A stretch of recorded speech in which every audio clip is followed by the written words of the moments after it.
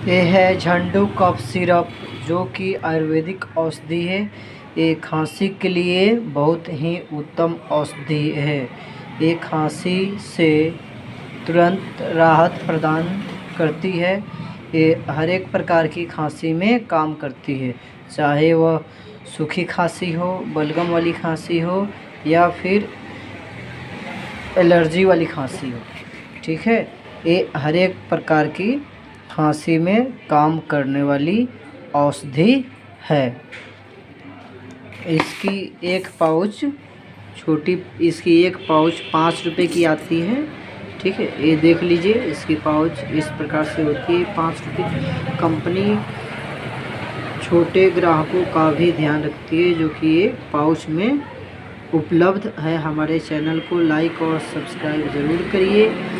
यह खांसी का सिरप बहुत ही उपयोगी सिरप है, जो कि खांसी से तुरंत राहत प्रदान करती है। हमारे चैनल को लाइक और सब्सक्राइब ज़रूर करें, ताकि ज़रूरतमंद औषधियों की जानकारी आप तक पहुंच सके।